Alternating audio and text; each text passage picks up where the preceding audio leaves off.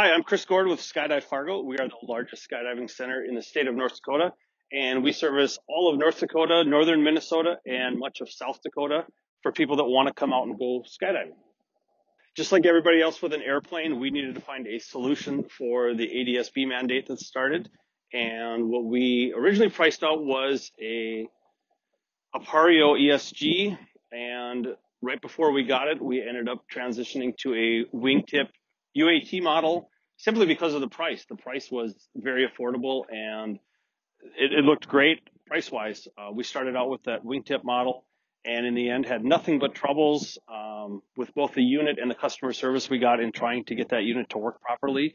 As part of the completion of the ADS-B system, the FAA does mandate a test.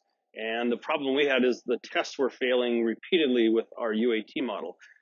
With the operations that we do, we typically go up to between 13 and 14,000 feet, and anything above 10,000 feet required us to have the ADS-B. So it affected us negatively for several months while we were in that process of trying to get the original unit to work.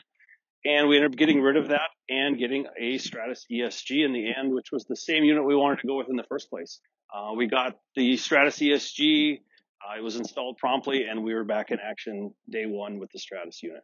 We operate a fleet of 2 Cessna aircraft. The one behind me is a Cessna 182, and we also operate a Cessna 206, both of which are from the mid-60s. So the Stratus was a great fit for us. We have older aircraft where we weren't trying to invest a ton of money into avionics and things like that, and the Stratus ESG was a great fit for the older aircraft to get us up to speed with minimal costs. I guess what I can say is you get what you pay for and go with something that is that's going to work for you. And I'd recommend a Stratus ESG.